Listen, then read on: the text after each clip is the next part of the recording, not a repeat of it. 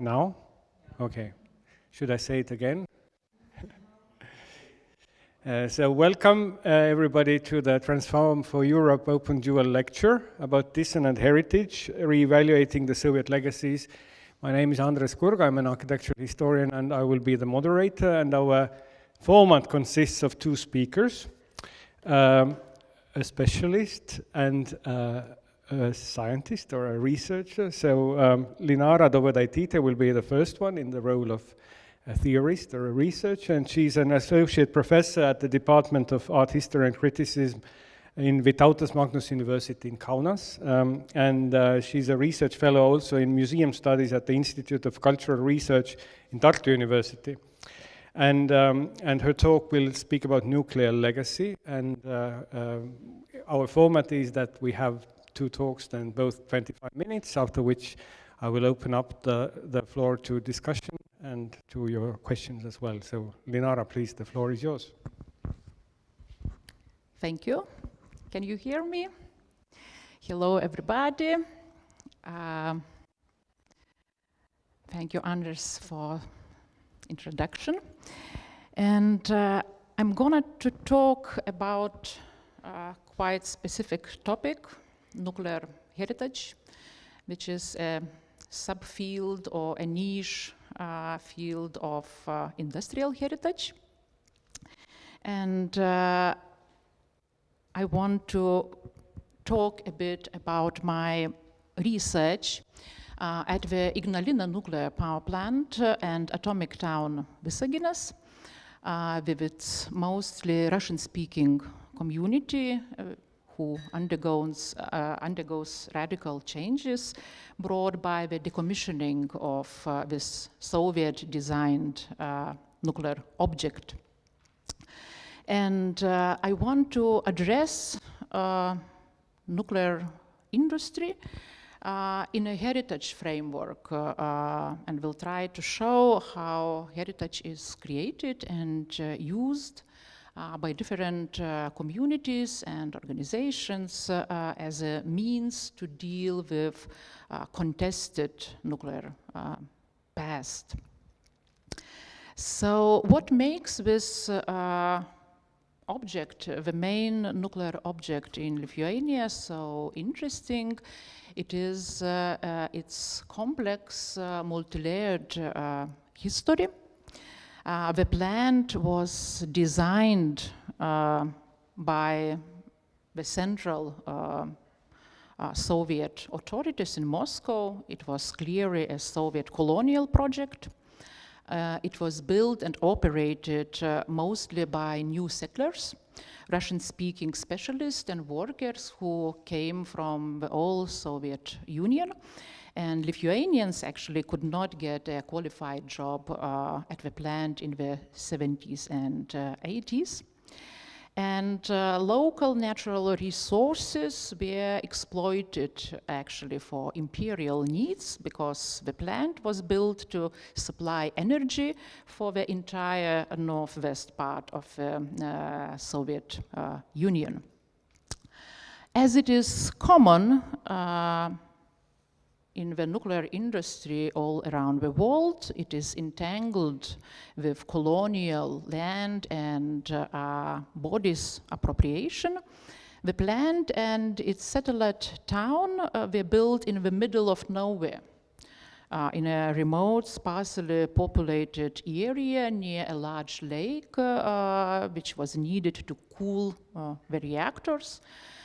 In reality, this required the demolition of several villages and up to 200 farmhouses, because there is no such a thing as nowhere in this planet, as well as it required a construction of huge infrastructure actually in the non-industrialized region.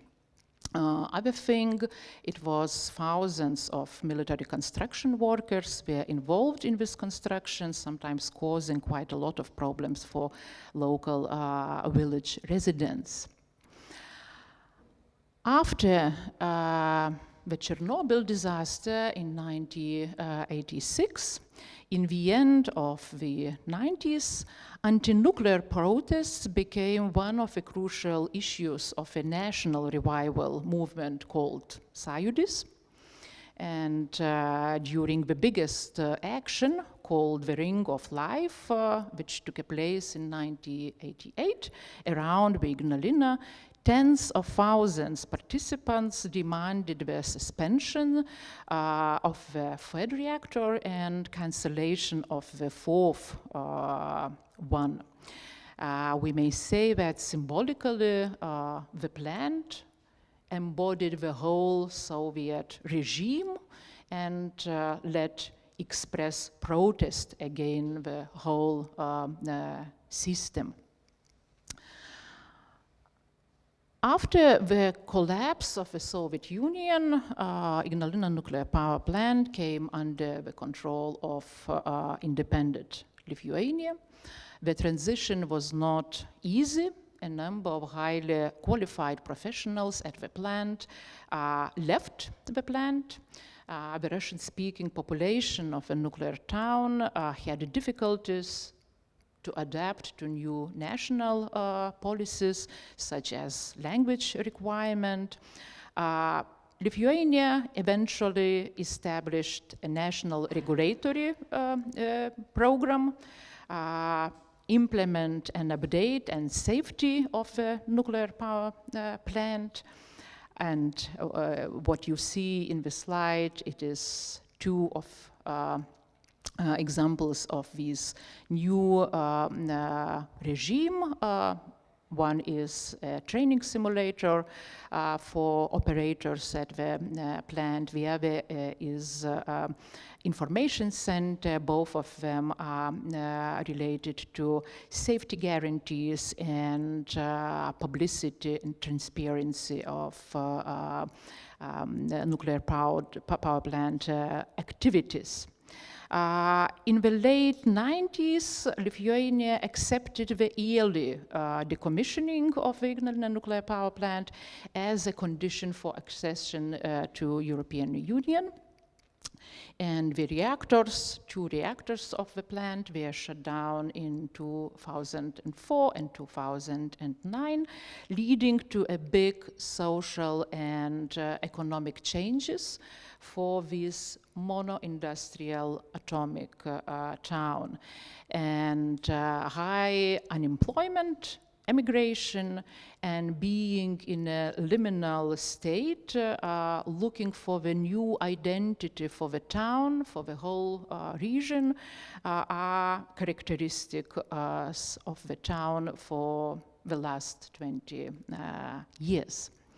So I wanted to show you how complex this legacy is, how it is related to Soviet nuclear colonialism, labor migration, military work, as well as to the national popular movement, Sąjūdis, energy independence from Russia in the 90s, and countries' accession to European Union.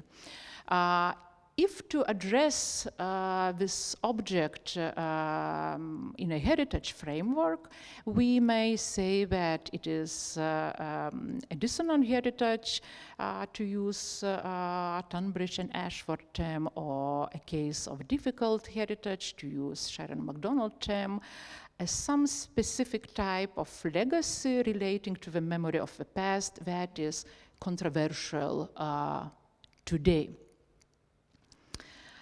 But if to follow this logic, we may ask, or we have to ask, for whom this heritage is dissonant, and how this dissonance is visible, or how this dissonance is articulated in heritage-making processes. So, locally, different communities, first of all, former builders of a plant and the town, and former employees of a nuclear power plant, are quite active in memory making. They gather in clubs of like-minded people, united by their nuclear past, such are clubs, organizations of builders, of nuclear power plant veterans, Chernobyl liquidators, etc. They publish books of collective memoirs. They commemorate important dates, and they are trying to actively engage in, for example, planning future museum of the town. They seek for building a memorial for the Ignalina nuclear power plant. And memories and narratives produced by this heritage-making practice, they celebrate actually the construction of the nuclear site and the town. It is about feeling pride of what has been done. It is about expressing nostalgia for ways of life that have been vanishing. What's interesting, there are also emerging heritage making initiatives by the second generation of the town residents, children, sometimes even grandchildren by former employees, who are more engaged with material and urban environment of atomic town. They organize guided tours around the town. They produce digital projects. Here you see a website about Visaginas architecture, which is probably the first archive of Soviet mass housing architecture as a valuable thing. They collect people's stories and memories. For example, this is creative website collecting Visaginas through the sounds of different localities. Or they pack the nuclear past into the tourist products and experience, organizing atomic tours around the town, around the plant, and in the forest, and lakes. So we can say that for local communities, which are different communities actually, nuclear heritage is rather celebratory than dissonant. This heritage works as identity affirming tools. It fulfills a social function. It works as a tool for recovery, for meaning making of the place. It works as maintaining of self-esteem when you face changes brought, in this case, by yearly decommissioning of the nuclear power plant, actually. So, how to articulate, how to make this dissonance visible when we talk about such a specific kind of heritage. I would say that to articulate the dissonance, you need cultural framing. And often you need a mediation or translation by practitioners from outside, not necessarily always, but often. In case of Atomic Town Visaginas, such reframing of living memories and experiences is often enacted by various artists and even researchers, for whom this place became a point of attraction since 2000, early 2000. There are a lot of artworks, art projects, from photography and texts to theater performances, documentary films, installations, and different genres devoted to the topic of nuclear past. I'm showing only one example here. It is a documentary theater performance called The Green Meadow, which was produced by Lithuanian National Drama Theatre and directed by professional directors. But performers were former and current employees of a nuclear power plant and residents of atomic town Visaginas, who shared their life stories from the stage with theater publics. And it's interesting that among their memories and emotions, often celebratory and nostalgic and just about life and childhood and banality of work at the plant. They also talk about anxiety and fear because of living with long-lasting radioactive waste, which is unintentional but unavoidable type of nuclear heritage. So I would say that this and many other examples of artistic and critical engagement with a nuclear, they reframe this nuclear past as a highly contested and ambivalent legacy. My last example, or my main example actually, is a website produced by scholars, academics, researchers. I was a part of this group. We created it a few years ago. So now I wanted to show it. I will be your guide. Website is only in Lithuanian so far. So I will guide you through some of its content with the help of Google Translator. So be patient for some of translation things. atominis.visaginas.lt. We tried to articulate the dissonance of nuclear heritage through the form of nuclear tourism route, which would have an educational focus. The aim was to narrate the history of nuclear energy in Lithuania using heritage perspective and combining local, national, and global perspectives. Our target audience was education-oriented tourists, including students and teachers. A bigger part of the group of scholars came from educational sciences. That's why we had this goal.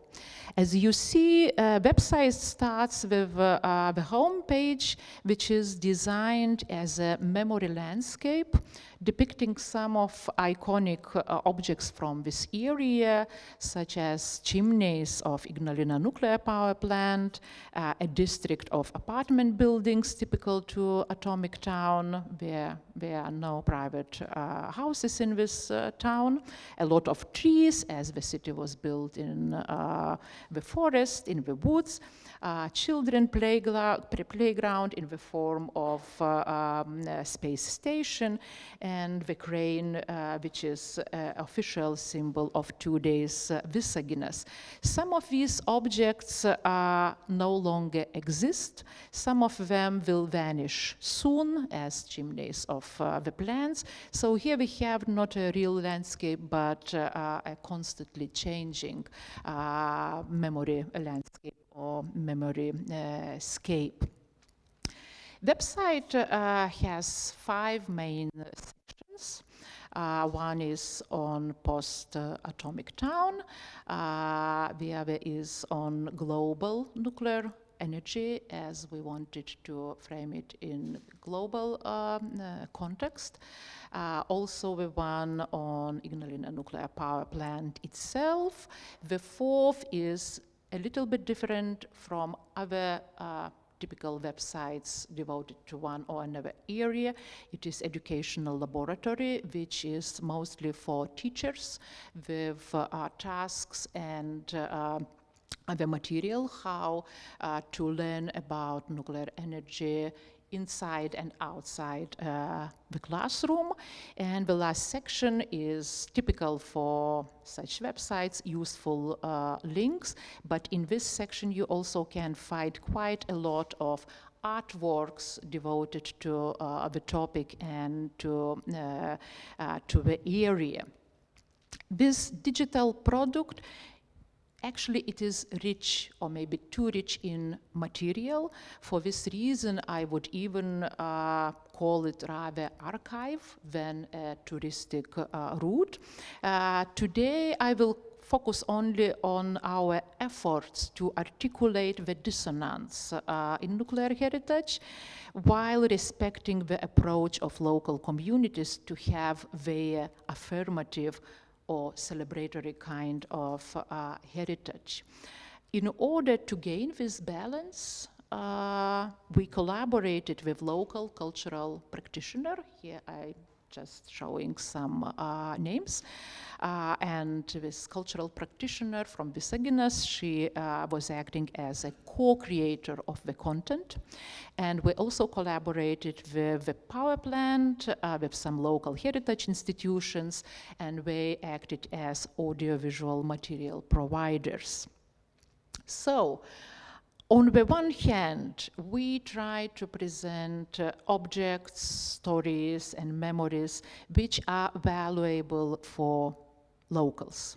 For example, users of this website are invited to learn about a variety of objects and places in Atomic Town, just traveling through the interactive map. And this variety can be illustrated by, for example, on the one hand, monument to the liquidators of the Chernobyl disaster, which is a significant memory marker for nuclear community, of course, to some banal objects of nuclear way of life, such as self-made pigeon house, once installed in the yard of multi-store apartment buildings, which refers to the special urbanity of socialist town, which has had no private houses. Or, for example, Atomic Town was built from the scratch, and it has an interesting variety of otherwise boring prefabricated mass housing architecture, which is also covered among must-see objects in the interactive map. When trying to present the nuclear power plant, we tried to combine technological side, which is very often, which often dominates in any heritage representation of industrial legacy. We try to combine it with more daily life, with work history perspective, emphasizing daily working conditions, working environment, or leisure time, as it is shown here in the slide about leisure time of employees of a plant and Disney Festival of atomic community. The construction of the nuclear site and Atomic Town actually plays an important role in local memoryscape, so it is in this website.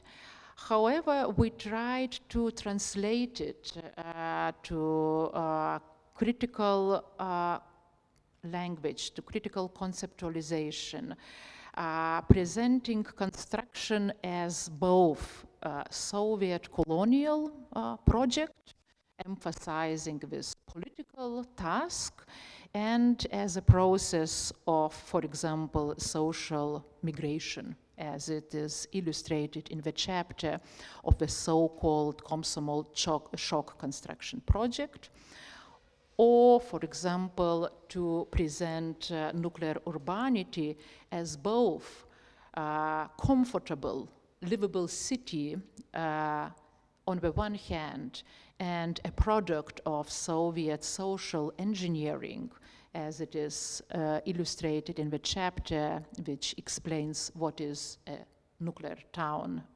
as such. And in order to articulate dissonance, we also tried to cover silences produced by local heritage making that sidelines, for example, pre-nuclear history of the site. It is not very much visible in local heritage making initiatives. We tried to cover potentially unpleasant and contradictory stories, for example, inherent relation between military and civil uses of the nuclear. Or we also tried to cover critical approaches, such as, for example, the history of anti-nuclear movement, which went side by side with creating of civil nuclear energy system. So, to summarize,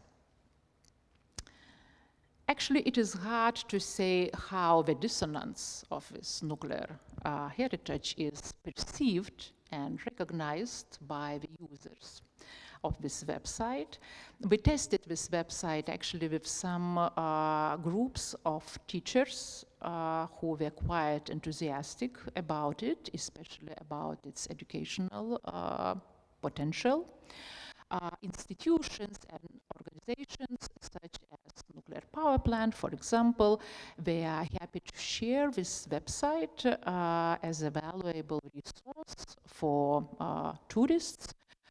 This place became attraction of nuclear tourism after TV series called Chernobyl, which was partly filmed in this location. The website is only in Lithuanian so far, and we are still in discussion which local organization will administer it in the future and take care of it. So when I'm thinking about challenges, so when we were creating this website, the main challenge was how to frame complicated, dissonant past, having in mind that it is a legacy of Soviet colonialism, and at the same time it is a living memory and heritage of people who live there and they are proud of their past. Now, the question is how to make it open content and how changeable the content of website can be, and how future administrators will contribute to maintaining or not maintaining the dissonant element in it. So this is my open question. Thank you for your attention.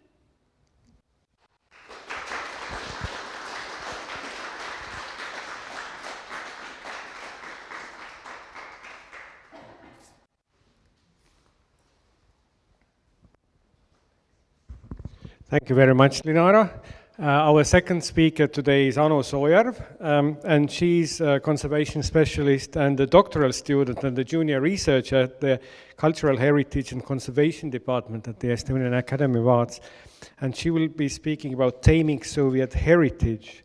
So again, the floor is yours. You have 25 minutes.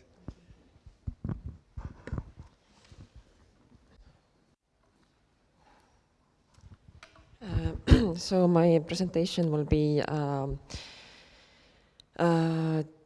about the very mural that you can see in this room, and I will try to follow the mural story from the 1987 when it was finished as a disgrace to Estonian nation and to the contemporary day.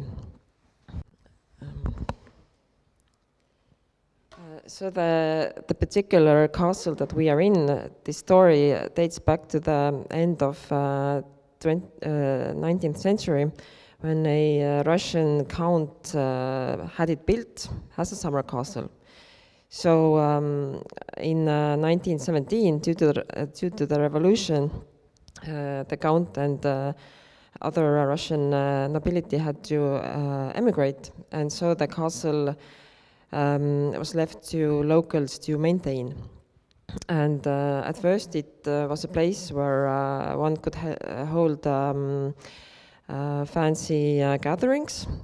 Then it was an expensive restaurant, and the last years of the mere 2 decades the Republic lasted, the place was an aviation school for Estonian military.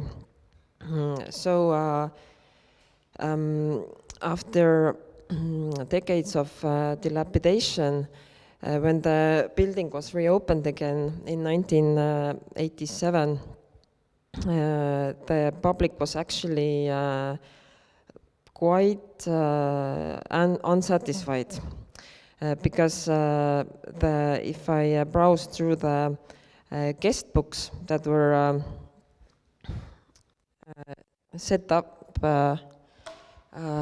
with the opening, it clearly showed that this castle still was in people's memory as something dignifying and something fancy, and so it was absolutely not a place where you could establish a museum of history and revolution of Estonian National Republic. And moreover, now there was this huge mural that was Soviet to the core, and so it was 1987 when for the public there was glasnost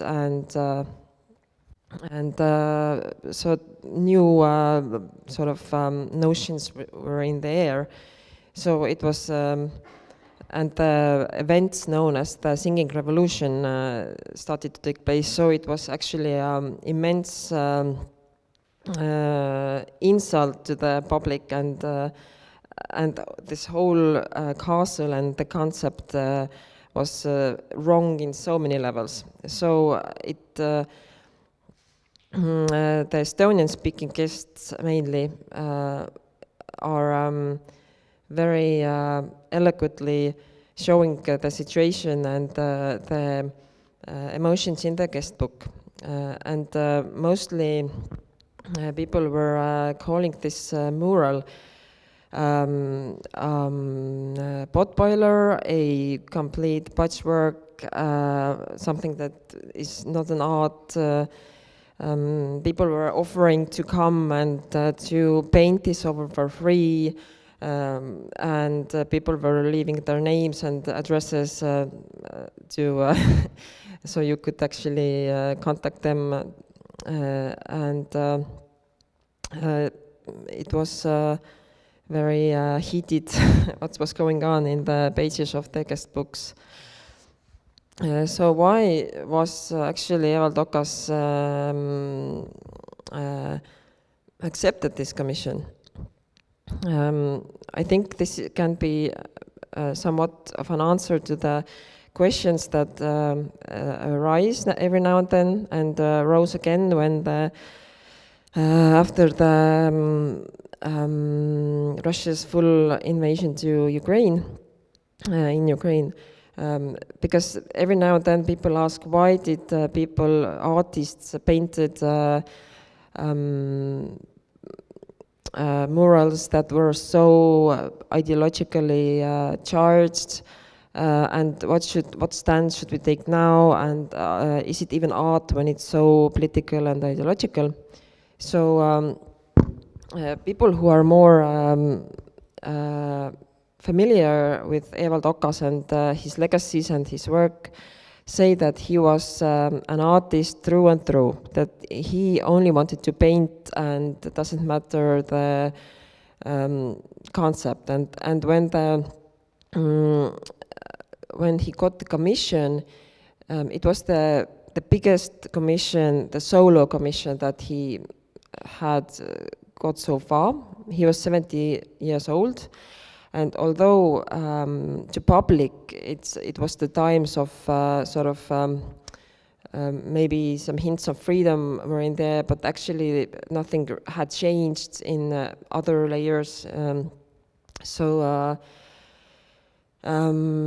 I think artists like this, the ideological side usually tends to fall to the background. And so I think when the house building was opened, there was two worlds colliding. It was the public on one side and the artist on the other side who just wanted to paint. And if we browse through the sketches that he made for the painting, you don't really see any interest taken from the ideological side. Or the subjects he was supposed to depict was given to him, and so it's actually quite clear that he was interested in the creation. Depicting people and movements, and well, especially ladies. It's quite interesting how he sketched a kolhoznik or some worker, and then there was this arbitrary female nudes all around. And this is interesting, the way he depicted coats of arms that you can see here. And I was thinking that if he could have pulled this off, this original, not plan, but if I can imagine his sketches coming to life, it would have been absolutely crazy piece in a good way. It would have been this Soviet monumental painting with some weird Renaissance vibes when these female nudes and Soviet workers are all mixing and mingling, and it would have been absolutely something else. But of course, this, well, fortunately, museum did not take museum guests' advice to paint it over or remove it into consideration, so it still remained. But of course, it also remained very dissonant. And it was covered with a curtain, and it was basically shunned from art history, from art history books. It wasn't, it's like it didn't exist. And in 2014, suddenly it rose into the spotlight again. Turned out that there was a Russian-speaking school in Tallinn who had for years taken their first graders to this hall and had festive group photos taken in front of the Soviet symbols. So that was a huge scandal, and as a response, Estonian artist Kristjan Norman made this audiovisual performance in a form of a lecture when she paired this Soviet mural by Okas with the set of paintings from the 1930s. 1930s were the sort of peaking time of the Estonian Republic, but it also is known as the silent era, which meant that the head of the state was quite solely making the decisions, controlling everything, and there was no democracy, and every opposing actions might lead to the imprisonment.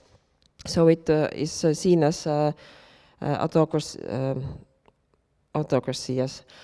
So this painting depicts a painting that the head of state, Konstantin Päts, in the 30s commissioned from the artist August Jansen, because it is situated in the Toompea Castle, in the White Hall of Toompea Castle, and Toompea Castle is a very significant place in Estonia where the parliament gathers, and the White Hall is also very significant. For instance, in 1920, a first Estonian constitution was adopted there. So it's a room of grand decisions, like they say in their webpage, the parliament, that is. And since the 30s was also very time of sort of very national pathos and exaggerations also, there is parallel, I suppose, artist makes the parallel with the Soviet time. The ideology of the head of state was also sort of full of pathos, and when the Toompea Castle was refurbished in 1930s, then Konstantin Päts had it reconstructed accordingly to his vision. So he painted these, commissioned these two paintings to fill the space above the two doors in this White Hall, and the artist delivered. So two paintings, you can see it on the left, and one is called Public Economy, and the one that is displayed is called a Triumph of Estonia. And the Triumph of Estonia is depicting Estonian victory in the War of Independence. War of Independence, again, very grand sort of point in Estonian timeline. And it's depicted that there is this central figure is a fair-haired Estonian girl who is coming home from the war, and followed by the very well-shaped Estonian soldiers, and women and the children are waiting them at home. So this, and it is used, this antique allegory, and even in the 1930s, it was the time of exaggerations also, and very nationally full of pathos kind of exaggerations. And even then, these were a bit overkill. So they did not mount them on the wall. They were kind of ashamed, this head of state and the office. But when the Toompea Castle was refurbished once again in 2013, then they decided to continue where once were left off, and they mounted these two back then in 1913, because in 1913 it was supposed to be an artistic experiment to just let's mount them on the wall and see what's happened. And these are still very funny, but the time has passed, and these are just not ideological, or they're just plain weird. But the thing is, the artist here points out that they are still there, they are still up, and the parliament, in the homepage of parliament, they don't see it as a something funny and some fun art project, but they actually are kind of celebrating them for real.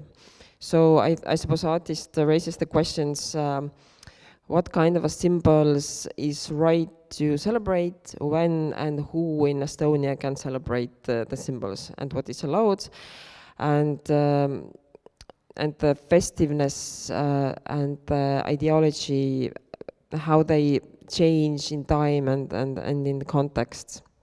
And I suppose two main communities in here are also playing the role. But when the incident happened, Maarjamäe Castle already had the plan to reconstruct the castle and the hall.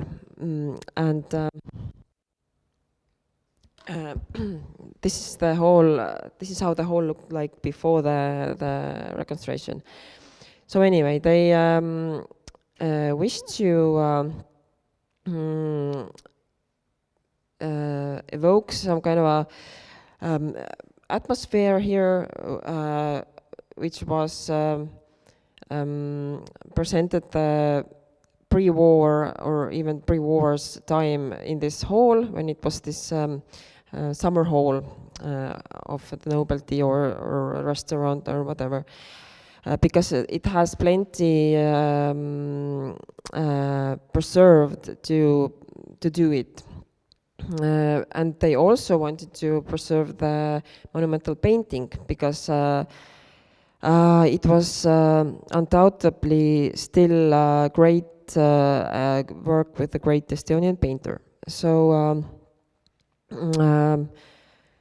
I suppose the reframing process of this hall and this painting began there, because it's I suppose it was quite a challenge how to make this very dim, sort of heavy presidium room, which the painting contributed to this heaviness quite a lot. How to make it into this careless summer hall of the nobilities, and how with at the same time preserving the painting.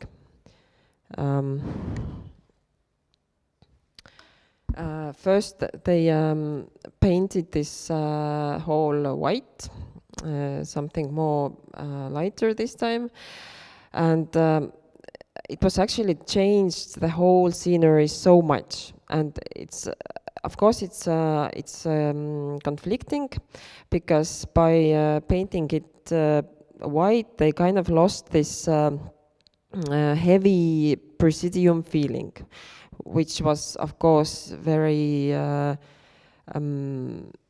sort of inherent to this time and to this room. But on the other hand, it gave this mural absolutely different feeling. It made the when in the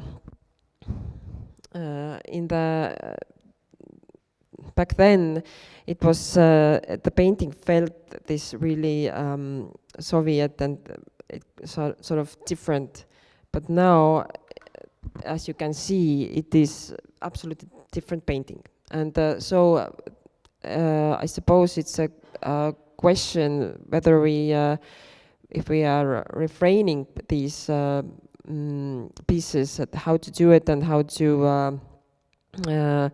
not deprave them of their essence and so on. So, but the conservation of the mural was also executed in 2017 by Estonian Academy of Arts, by the Department of Cultural Heritage and Conservation. And with this conservation project, it was I think first time when the mural actually well, it was covered in media quite broadly, and I think it was the first time when the mural was actually sort of displayed positive way. It was seen from another angle, a sort of retrospective It was rather explained.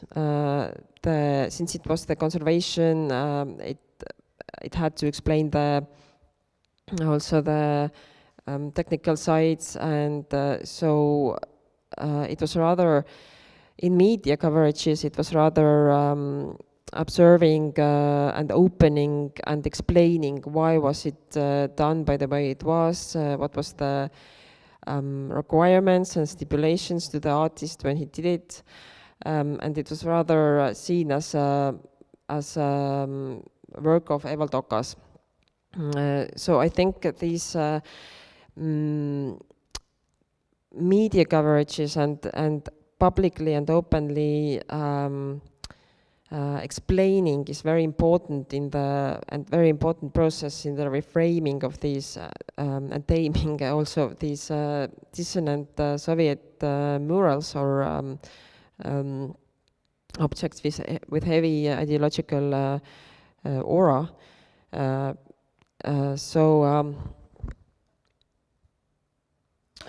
Now there is yes, quite a lot have changed, and the Coco architects who were behind this restoration project, they designed this smart glass to cover this mural. They say it was the most difficult task in restoring this. And so the point of this glass is that it you can turn it, you can make it opaque, and you can, it's the original idea, I'm not sure how it works, but you can make it opaque, and you can choose the level of opaqueness. And you can leave it totally out, or you can just make it disappear entirely. So, and like, yeah.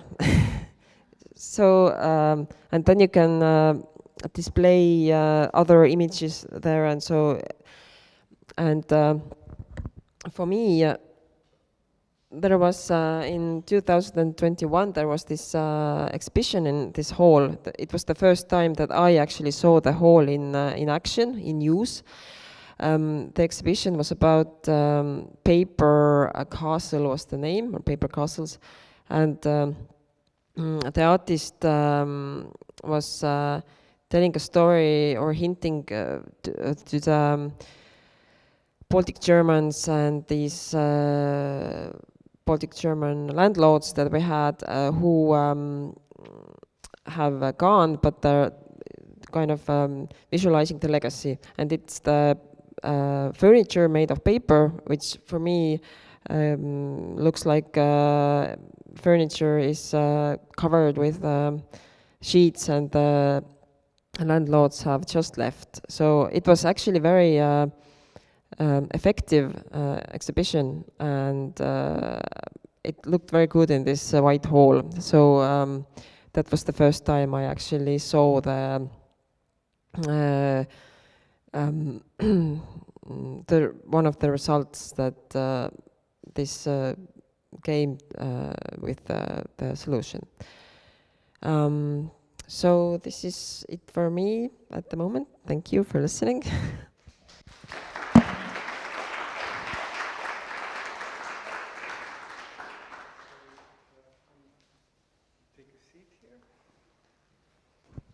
So thank you very much for both speakers, and we have a chance now. Should we leave this or should we unplug this? How do we do it?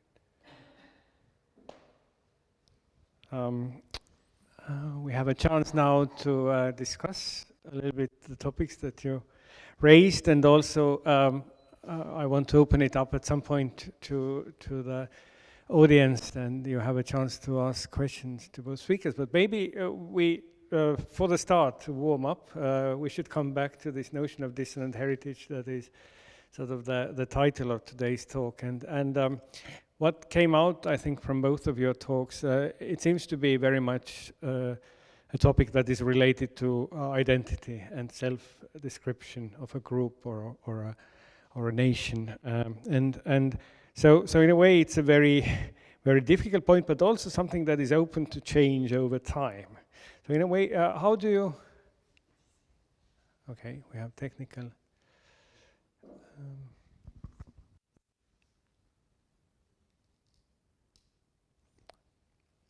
In your work, so how do you deal with this openness towards the future? How have you kind of thought about this change? Is it do you see your role as somehow an educational project, or are you merely kind of let's say bringing different ideas and sites together when you operate in the field of heritage, and you know, in the case of your website, for example? Thank you. Does it work? No? Does it work?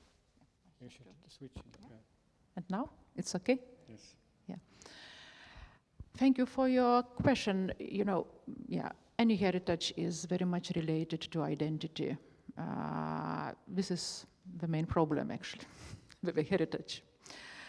And if to talk a little bit about this dissonant heritage, so there are at least two definitions of it. One is that it is a special heritage, which is related to some controversial periods from the past, or the periods we treat controversially today in the present. But you know, there is also another concept by Tunbridge and Ashworth. They say that any heritage is dissonant because the very idea that something is inherited makes other groups disinherited. Any heritage is contradictory to other groups or interested parties. So it is not a kind of side product, this dissonant, but it is an integral part of any heritage. And to continue with this, it is an idea of Laura Jane Smith, who said that it is not only this problem, but the main problem is that heritage has a legitimizing power to one's identity, to one's attachment to the place, to one's right to him or herself, or them or themselves. And of course, it's always changing. And when we talk about dissonant heritage as something related to contradictory periods of the past, today, after the war broke in Ukraine, we see that we have a new phase of rethinking this Soviet period heritage, and it poses new questions, new requirements. And for example, I myself, when I am looking at our website from today's perspective, I would like to see this dissonant more visible in this website, because, for example, this anti-nuclear movement and critical stances toward nuclear industry as such, we covered it, but we covered it mostly in this history of global nuclear energy, without emphasizing it in a local scale or national scale. So even our relationship with heritage products actually is changing all the time. Maybe I'll rephrase it a little bit, the same question to Anu, that in the case of this painting and the way it has been framed, it seems like it's also like a time capsule for a different future. So do you, and how do you see this process? How, you know, heritage protection or conservation has kind of been dealing with this painting? Is it waiting for something? Is it hidden? You know, what is the status of this? Am I on? This painting, I absolutely agree that every heritage is very strongly linked to the identities, and this I think this painting is one of the examples of in Estonia the two maybe main memory groups have been colliding, and if I'm thinking about the art project of Kristin and Norman, then there is, if we are considering heritage, which I consider to be illustrative material to our history, basically. So it's if you're talking about the symbols or something like this, it's actually, to my mind, it's very difficult to say is there right or wrong symbols.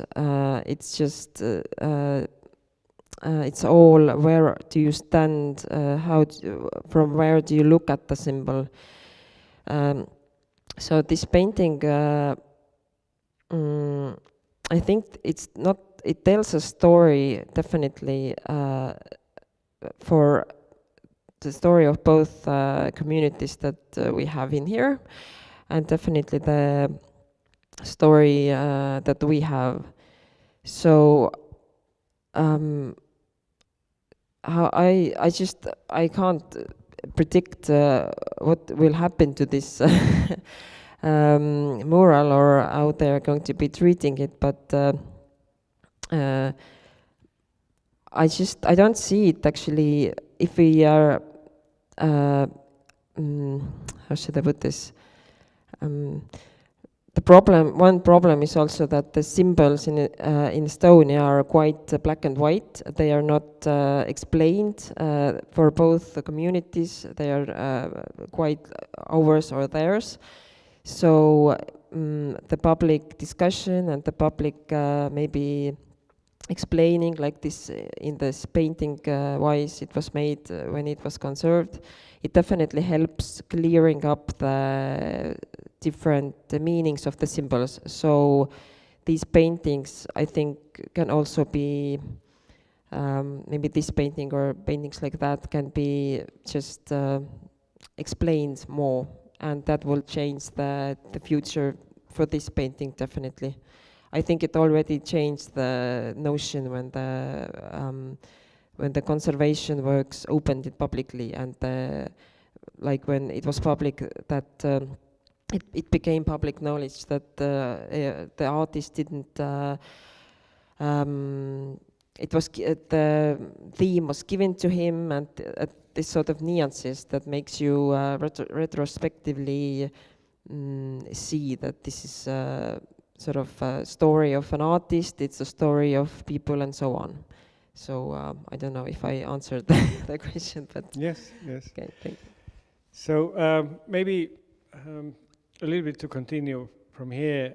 I think that something that both of your talks raised was also the question of nostalgia, and this somehow that is sort of haunting the question of dissonant heritage, and maybe in case of Visaginas, it's not only a Soviet nostalgia, but it's also a nostalgia of this future that was sort of promised by atomic energy, but promised by this mid-century modernization, all in all. And when I looked at the opening image of your website, of course you had this very nice sort of almost like Buckminster Fuller-esque model of you said it's children's playground or something like that. So, which in a way most clearly told that, you know, these are children that have been growing up for this model of a future which never arrived and which never was a promise that was never fulfilled. And maybe in the case of Anu's talk, the nostalgia is actually maybe a key word for understanding where the dissonance lies, because again, when you look at the comments by the viewers immediately after when the painting was finished, you don't see there actually existing a positive reaction at all. So there seems to be that this in a way the positive reception of that painting, or in a way including that into some kind of a narrative of the Russian-speaking community, was only born like retrospectively many years after the Soviet Union ceased to exist, and as a nostalgic sort of reaction, because in a way purely artistically and historically this painting is a big curiosity. And I don't think there ever existed sort of a true believers who in 1987 would have taken it utterly seriously, including maybe the artist himself, when we look at when we see some of the sketches and you kind of uncover this sort of Dionysian undertones of this all. So in a way, it's a very, let's say, a pagan painting in some sense.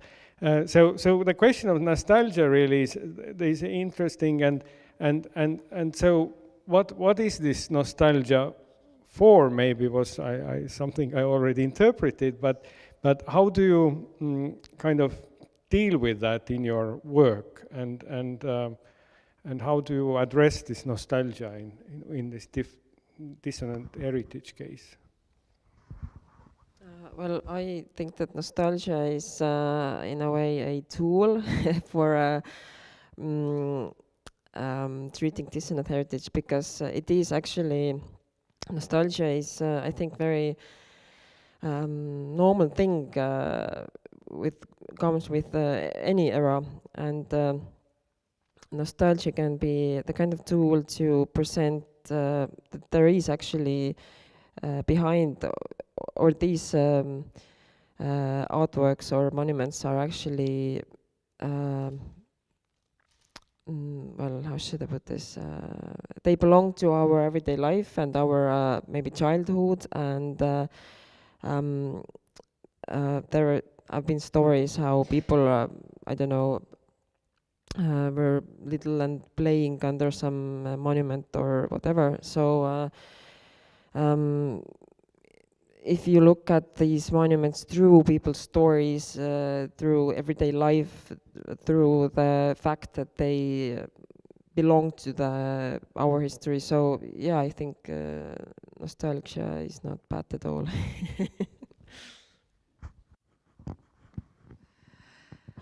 Yes, this is a very important term, this nostalgia, and there are several interpretations of this term. To put it simply, it can be viewed as something which has political consequences, let's say like this, and we have this critical literature and research on Soviet nostalgia as a bad thing, on nostalgia as something which can be weaponized, and so on. But for me, anthropological way of thinking is more interesting, because anthropology of memory says that nostalgia is just a part of any mnemonic mechanism, be it personal or be it collective. So it is neither positive nor negative, it is just a part. But when we talk about nostalgia and dissonant heritage as something related to problematic periods, yes, we can see, and even especially today, we can say that it can be easily weaponized and used as a political tool, for example, by enemies. And and bad countries, and we feel it especially in the context of the war. But on the other hand, I would say that to follow this logic, everything can be weaponized. So this is not the reason to be more critical about this mnemonic part of mnemonic mechanism or process. And as we know, nostalgia is more about present than past.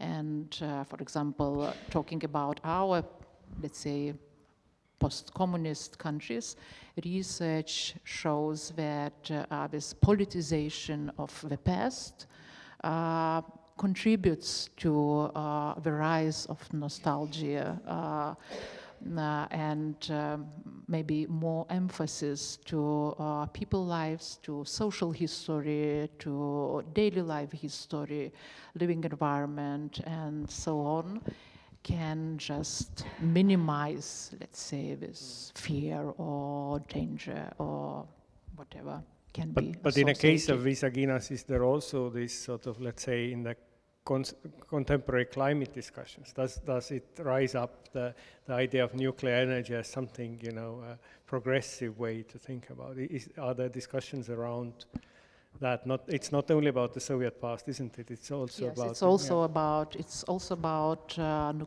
nuclear energy as such in general, and it is a part of global discussion because today we also see the renaissance of thinking about nuclear future because of energy crisis and so on. So there is this, in Atomic Town, Visaginas, of course, there is this nostalgia to the great past, which was about future. And there is this also mourning of failed utopia or dream of the future. But what is interesting, Visaginas is a town where now we have the biggest radioactive waste repositories, but people who worked at the plant or who live nearby, they have, I would say, this banal relationship with this. I mean, it doesn't seem for them that it is something, something important or something dangerous, for example. So at the same time, I would like to add that the community in Visaginas, the same as with other places and other topics, is by no means uniform. It is not something like one community. There are different communities, there are different generations, and this you can feel that this generational both continuation but also difference. You can feel it, and it's good. You can feel these dynamics also of a heritage. So now let's open it up to the floor and to the audience. So do we have questions? There are many heritage specialists here who are all welcome to. Yeah.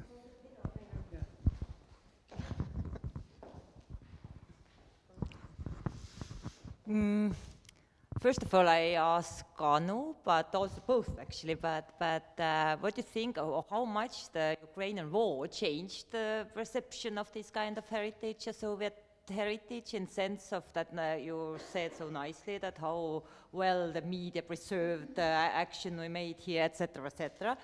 But what do you think, what would happen if we start to make the conservation like we did 5 years ago?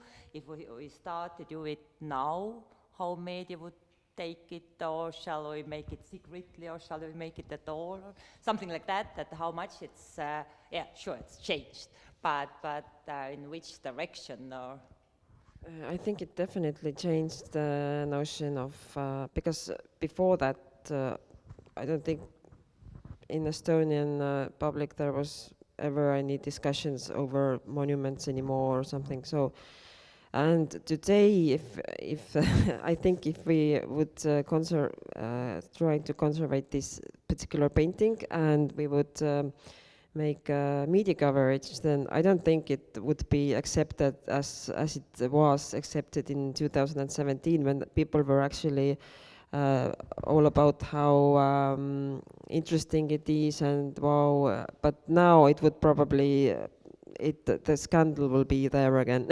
So, yeah. And I ask myself if I would do something like that today, if I would start the conservation like that, because it was also very precisely planned, all the media actually also, because like I think it was like 3-4 years before the conservation action, we had another performance here with Kristina Norman, making infrared and trying to see if the naked woman asked them. So knowing that they are not, but it was kind of performance.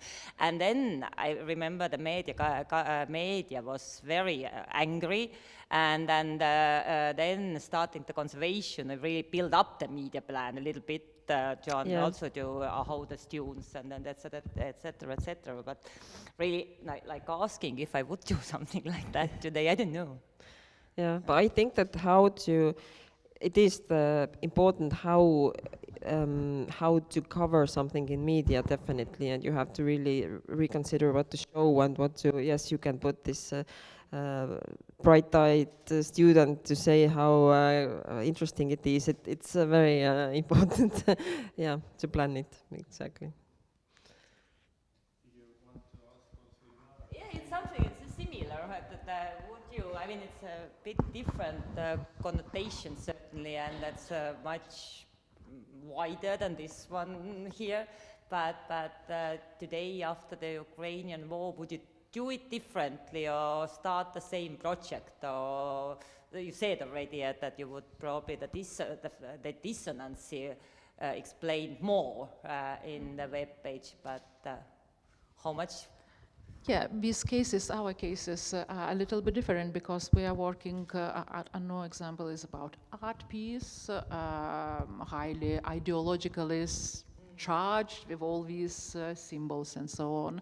And what I was talking is more like community heritage and engagement with some locality, actually with living memory, living history, something what I respect. It is something which is done from below by people themselves. But of course, when the war started, actually, I was thinking what to do with all these ideas. I'm working with ideas of mnemonic diversity, of community heritage, of nostalgia as a part of mnemonic process, because suddenly we are in the situation where black and white is very important, because we face the situation where we can say who is enemy, who is aggressor, and who is victim. And I believe that a lot of researchers who is working with things with minorities, heritage of minorities, or other things of minorities, stopped for a while. And it was this moment. As Lithuanian anthropologist Neringa Klubytė said, that this is time when we are facing once again the idea of radical sovereignty. So all these ideas about diversities, nuances, and so on is under question somehow. But for me, I often learn from the artists, actually, and how they behave. So in the beginning of the war, It was something in media, Lithuanian media, that in Visaginas there is something not some communication about the war, goes not in the right direction, maybe some doubts and so on. And you know media, popular media, we can get it very quickly and to make a big problem. And then it was the artist actually who previously worked at Visaginas and who created a project about nuclear identity, who was very much connected to community. And it was like her post and also some interviews in public press. And he said that now I'm coming back to Visaginas. I want to re-engage with the community. I want to bring back the exhibition I made once again. And it was a kind of sign that you cannot, leave these ideas of diversity, minorities, right of communities for their own heritage aside. These are important things. You have to think about this to not make them homogeneous, to not start to make stereotypes of, let's say, Russian-speaking communities as something problematic. So I think we have to just continue. But this moment of dissonance still is very important. And I like the thing in Anu presentation and in the story about the hall we are sitting here, this element of humor, because the sketches, they made some also reframing through humor. How it was planned, or how the artist thought and imagined, how he made this connection between political symbols and, just exercising in drawing nudes. So I wonder how it would look to exhibit, for example, these sketches in this hall, to make one more reframing or thinking about it in a new way. Great idea. So, I just have the mic, but I a more practical question to Linara about the community today. What are these people doing there? So, because it was an atomic town, as you said, so monotown, so to say. So they are not all unemployed. So could you tell a bit more about the communities? Because you mentioned there are several, as everywhere. So what are these people doing today? And that probably also leads to how they see their heritage and how nostalgic they are about it and so on. Yeah. It's a good question. The decommissioning made an impact on population. It's a big immigration, so it is half of former population in size. But decommissioning of a power plant, nuclear power plant, it is not like switching off the button. It is about work. So there are still a lot of people working at the power plant. As I said, a lot of emigrated, and new industries are coming where new jobs are being created actually, and the town, how to say, it is not empty, no. And even because of, partly because of artistic attention and interest, partly because of TV series Chernobyl, it becomes a kind of place of attraction. It is a very well built town on the lake, in the woods, in a picturesque nature. So some and cheap apartments, of course. So it was a few years ago a kind of like tendency for young professionals in Vilnius to buy flats and to move to Visaginas. It is not something like crowds are moving there, but it's changing, and with heritage initiatives, especially by locals, and they are making this place like more attractive. Visaginas municipality is planning 2 new museums in the city, one about atomic energy in the former training center, which should attract global tourists. And the other is the Museum of the City, which is in progress. And we are collaborating now with some national museums in doing this. And what is interesting with this atomic site, that I see how researchers, not only artists, but also researchers, which is important for academic people, also is doing a kind of impact,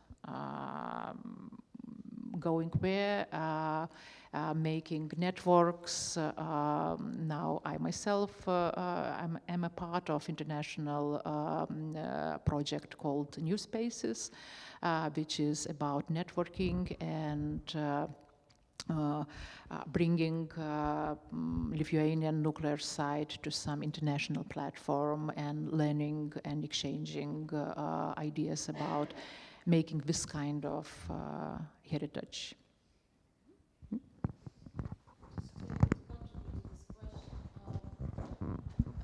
So the question is, do this community or communities, as you said, are they creating their identity based on this nuclear energy, or they are at the moment adding new layers, new elements of their identity?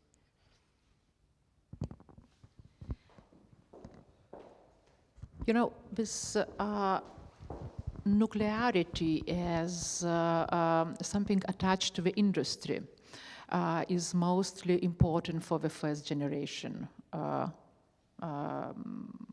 builders and former employees of the plant. But as I said, there are other generations coming. They are very active, actually, or becoming more and more active. And they do not relate themselves with the nuclear industry as such. They are more interested, for example, in their town as a special one, in the urbanity. They are more interested, for example, in that, in this feature of the town, that it is multicultural. There are more than 40 nationalities, people of more than 40 nationalities living in the town. And this process is not only about the past, but also new groups of people, for example, workers from Sri Lanka are coming to this town to work in new industries. And this is also an interesting layer of the town. And sometimes cultural practitioners, they say that this multicultural phase of the town, it is a kind of potential. There is also some potential thing in, for example, sports, because it was built as an idealistic socialist town where everybody is, you know, doing sports in the leisure time. But actually we have a strong tradition, for example, in acrobatics, professional acrobatics. The only school of professional acrobatics was established in Atomic Town.